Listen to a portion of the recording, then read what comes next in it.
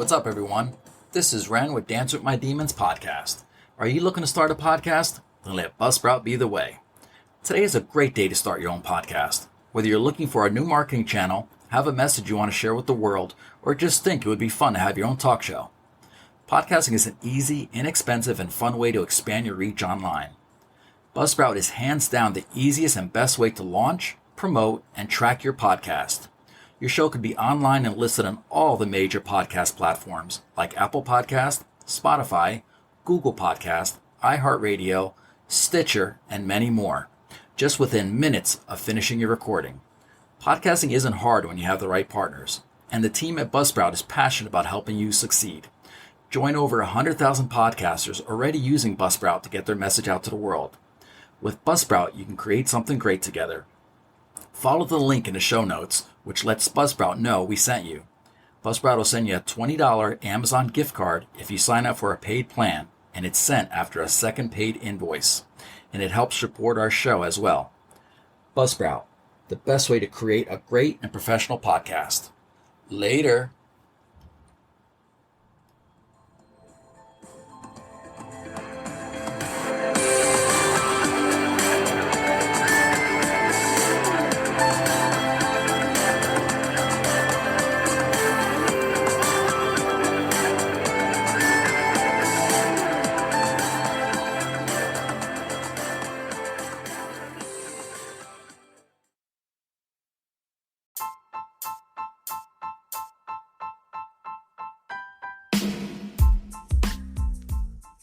Hey, what's up? I'm Ren, the host of Dance with My Demons podcast.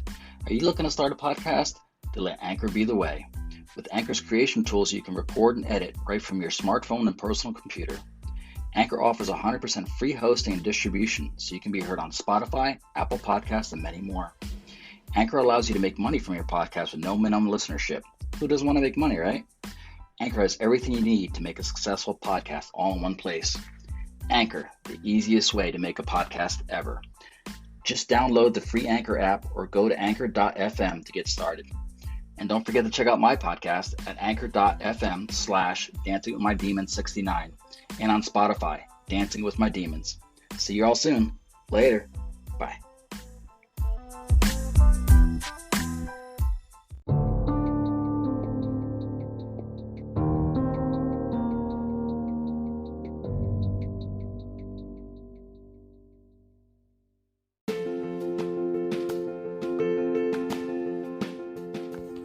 Hey, what's up, everyone?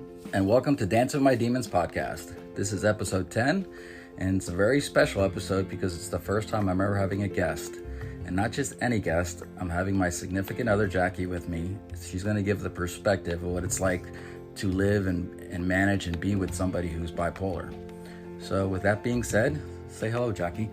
Hello. So the whole purpose of this particular episode is, like I said, it's to give the perspective of the other. You know, up to this point, I've spoken about myself and what it's like for me living with bipolar, but I want the audience and the people out there listening to be able to hear what it's like for the other now. So with that being said, I'm going to send it off to my girlfriend Jackie here and ask her, what's it like for you, honey, living with me? What's it like, managing and coping with me?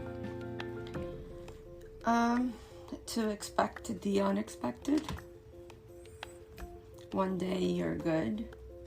Really, really good, and you're happy and you're smiling and you're talking, and the next day you're completely out of it. It's very lonely. What do you mean by lonely? For me, it's very lonely.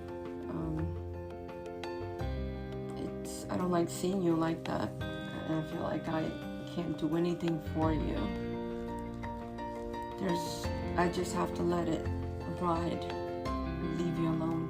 Well, I've learned to leave you alone until you can get back on your feet. Well, that's good. It's very true, because that's how I feel from my end. It's one of those things like you could be as high as you could possibly be, and all of a sudden you come crashing down, and it literally feels like, for me, like somebody unplugged me from the wall, and you end up with no energy. And then you just kind of have to ride it out until it, like Jackie said, until you start coming around again. it's a process for sure. But what else? There's got to be other things that I'm sure other people go through that might be similar to you that they want to hear about. It's very lonely for me. Very, very lonely. You're very unemotional. I guess you don't know how to be emotional. Is that the right word? Oh, yeah. You will never expect you to console me because you don't know how. If I cry, it's like you're stone cold because you don't know how to console me. I really don't. I never really know how to react to crying. It's the strangest thing for me to see it. And it's not really just a thing with personal relationships like with Jackie and I. It's like that in just about any situation. It could be at a funeral. And to see crying, I really don't know what I'm supposed to do with it. It's just kind of there. You're just like stone cold. Yeah, it's like, that's very true. Because that's how I feel. I don't really know how to respond during emotional situations like that, especially where there's crying involved. It just feels very strange to me and very awkward. And I suppose because I'm not much of a crier myself, for the most part, I'm just, to myself, in my mind most of the time. And so it makes sense that, you would feel that way. I know it can't possibly be easy, being in your shoes, because I know how I feel about it, and so if I feel crappy about it, I can imagine it's even worse for you, because you not only feel crappy about it, but then you got to see me be crappy about it. So it's almost like you got double the trouble there. So it's definitely a strange, I guess, dynamic to be able to live with. One of the hardest things for me is I always feel like I'm not a priority. And we've talked about this a couple of times. How I feel like I'm not a priority, but not because you don't feel it or you can't do it, but it's because you don't know how. What do you mean specifically? I mean, I personally know what you mean specifically, but just so they can understand what you're talking about. I don't think that you know how. Like when I have my feelings and I have my breakdowns, and I try to tell you, it's almost like you just don't know how to help me. You're completely on your own. So it's not an easy road. It takes a very strong person to deal with somebody with bipolar. And then this is my first time. Do you think, for people listening out there, what would you say to somebody who's possibly getting into a relationship with somebody who has bipolar or mental illness? What would you say to them? Do your homework. Do your homework in bipolar disorder. Learn a lot, read a lot, because I didn't know anything. I had no idea. All I knew is that I loved you and I wanted to be with you. But other than that, I thought bipolar disorder was you just take a pill and you're okay. And it's so much more than that. And I tell them to just have a lot of patience and take care of themselves. Take care of themselves because it's a long road. What would you say to somebody that is thinking about or not wanting to get involved in a relationship? With a person with bipolar? Yep. It's okay. It's okay because it takes a real strong person to be in that kind of relationship. If just a regular relationship is a lot of work, being with someone with bipolar makes it 3 times harder because you both have to give so much of each other, especially the one that doesn't have the bipolar. I have to be very understanding. I actually have learned a lot and calmed down a lot. Because at first you can remember how we used to go. Well,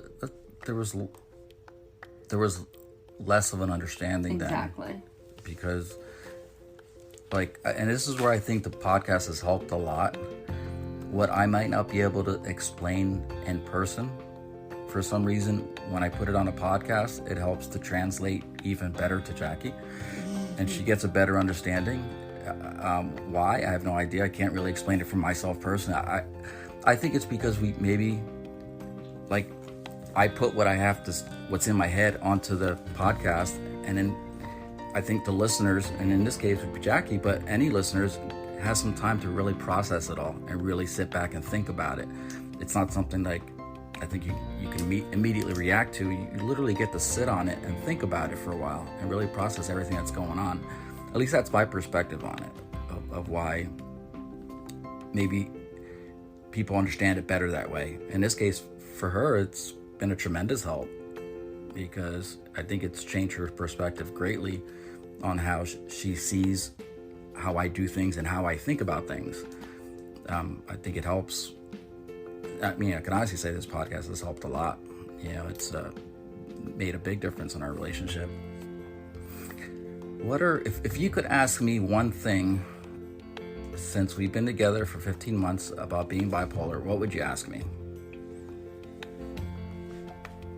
I can remember this so vivid, because that's the only thing that's really hurt me through this whole process. When one thing that you do, and that's part of your bipolar, is to break off with me, like you break up with me. And I remember, I think it was 3 months we were together. At that point, I still didn't know you were bipolar.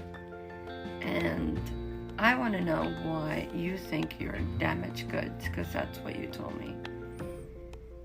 You told me that you were damaged goods and just to leave.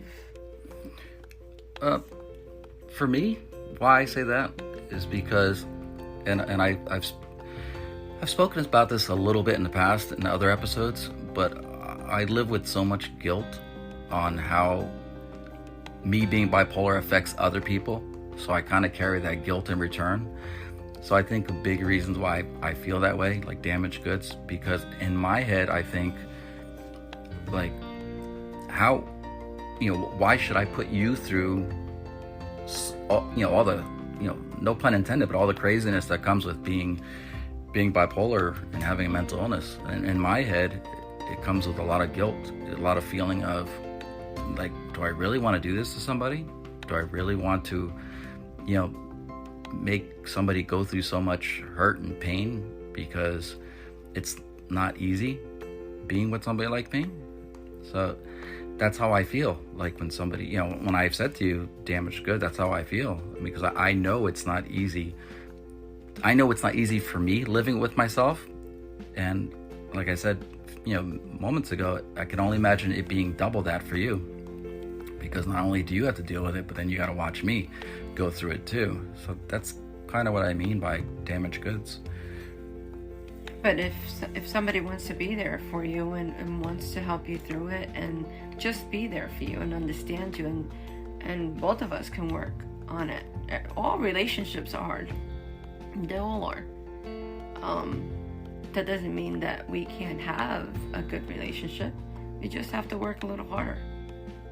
Absolutely. I mean, I agree. I think that's once again, I think that's where this podcast has really helped out a lot, because it's allowed a different perspective for me on things. And it's also opened up dialogue and conversations with other members of family that I have, and not just Jackie, that have given me perspective on how I should see things, or, kind of putting it back in my face and showing me, this is what's going on.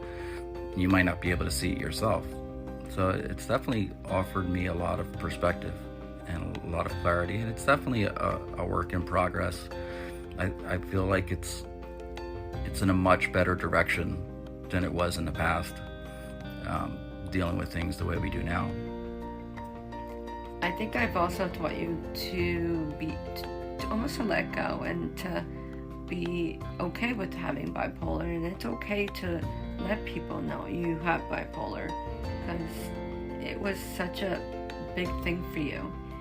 And when we told my family, they didn't see you in any other way. They still loved you for who you are. They actually are more proud of you now than ever. And I do think that this podcast has opened you up so much more. Even for our relationship, we talk so much better. I agree. For those of you that don't know me personally, don't realize that though you hear me speaking on this podcast a lot, and you probably think I'm the most talkative and vocal person ever, in my real life, when this button isn't on, I'm a totally different person. He does not talk. Yeah, I'm very much an introverted person. I'm a very private person, and I'm not a big talker. You know, I have to be in an environment where I feel completely safe and comfortable for me to be able to talk freely, and that just doesn't happen anywhere. You know, if I'm talking freely around you, it's because I must be really comfortable around you, and that's kind of how my brain works. You know, if I'm not, just understand it's not an insult. It's just because I'm not comfortable, and in reality, that's just how I am. Those are things that I've learned too. Like, I've learned that you don't mean to do certain things. It's just the way you are, and that's how you cope. Until you don't feel safe, you will not open up to anybody. And it takes you a very long time. Oh yeah, it's taken you a very long time. Even now, almost a year and a half later, it's one step at a time. I feel like where everybody else gets to go at a normal pace, I'm literally, even though my mind is going a million miles per hour, but how it translates outside of my brain is much slower. So it takes me longer to get there. Very slow. When it comes to things of the emotional, I guess, context of relationships, it's much slower. But if you ask me to do some math, I'm sure I'd be great. If you ask me to do something with technology-wise, hey, I'm your man. But when it comes to stuff of the emotional, I guess, significance, it's much tougher for me. It's not much slower process for me. Even though a million things are still going on in my head, but how it processes out from my head, I guess, to my mouth is very different. It doesn't always come out as quickly as I would like it, and I'm sure it doesn't come out as quickly as Jackie would like it. I think you've come a very long way. I think that you don't give yourself enough credit. You have come a long way from the day I met you. It's definitely been a work in progress for me. It's definitely something that, I'm aware that I've taken steps in the right direction. Am I really hard on myself? Absolutely. Absolutely. I think for me personally, I'm my own worst critic.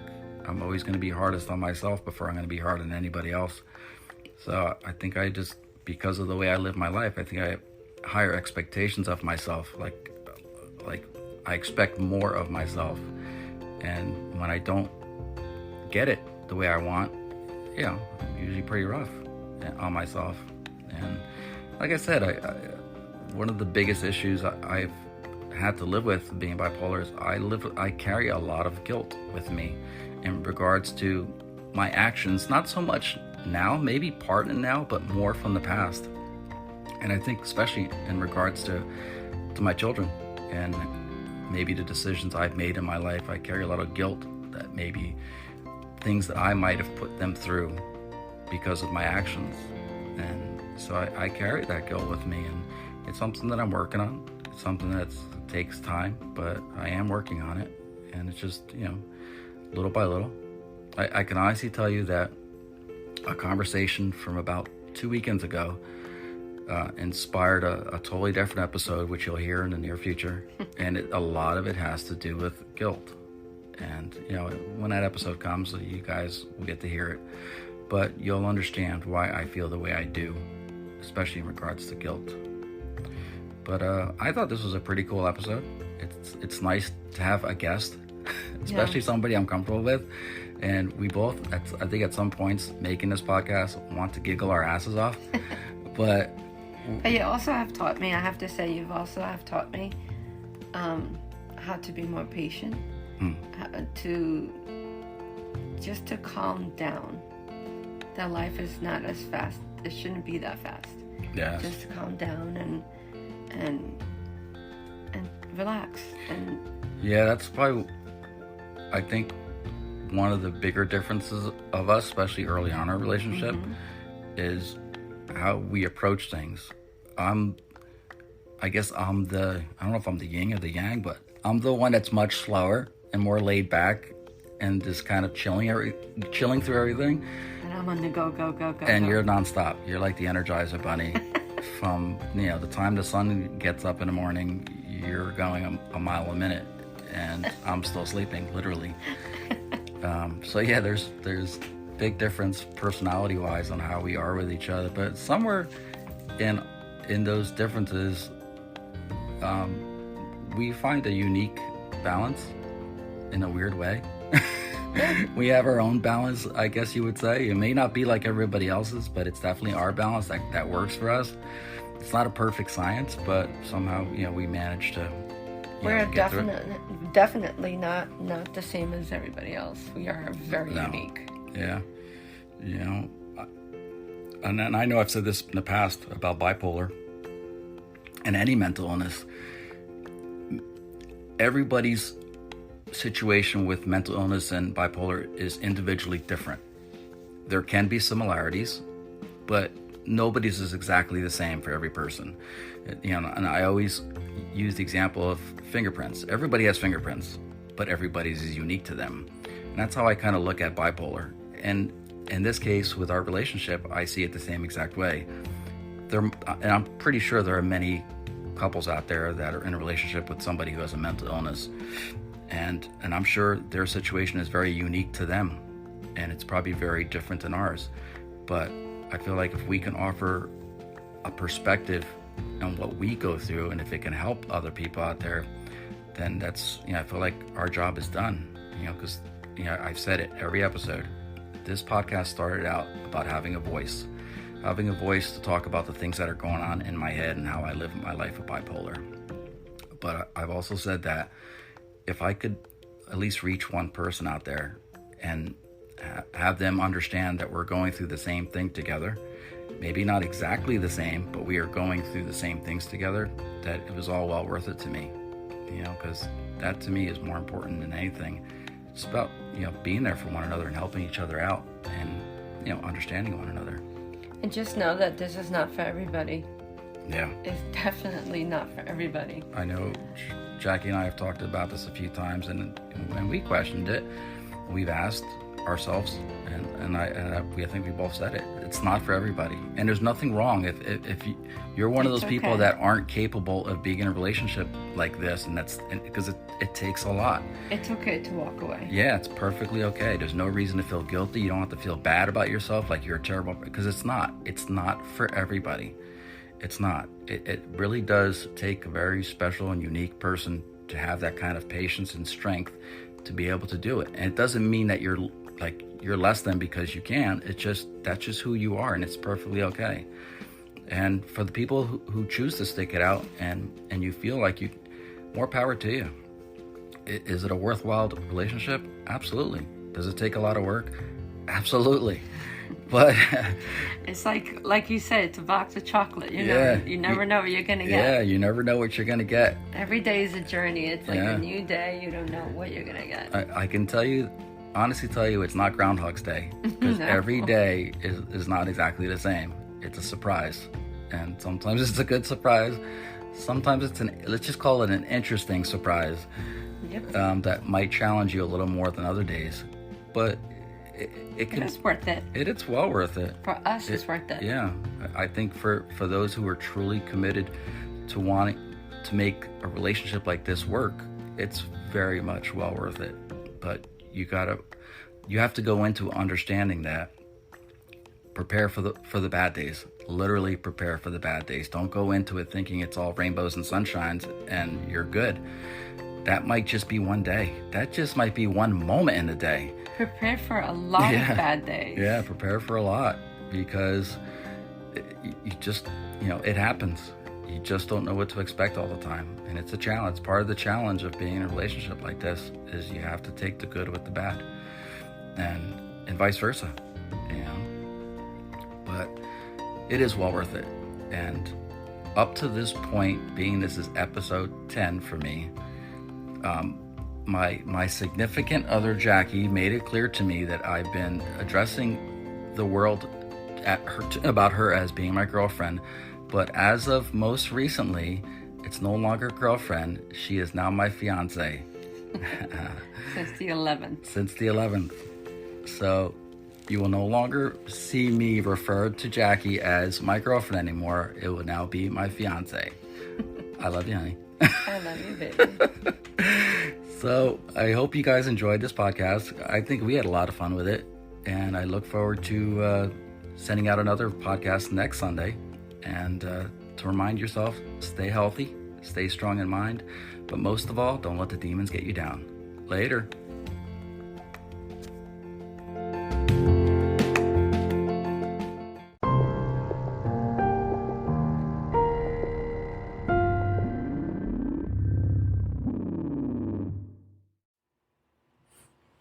I hope you enjoyed this week's episode. I'll be back with an all-new episode very soon. Until then, you can catch past episodes of Dance with My Demons podcast on anywhere you listen to your favorite podcast on. You can also catch me on Instagram at Dance with My Demons 69, on Facebook, Dance with My Demons podcast, on X at DWMD podcast 69. And also, if you or somebody you know is going through an emotional or mental crisis, 988 is the National Suicide Lifeline. Keep that in mind. We're all in this together, and everybody needs each other's help. So until then, stay strong in mind, stay strong in heart, but most of all, don't let the demons get you down. Later.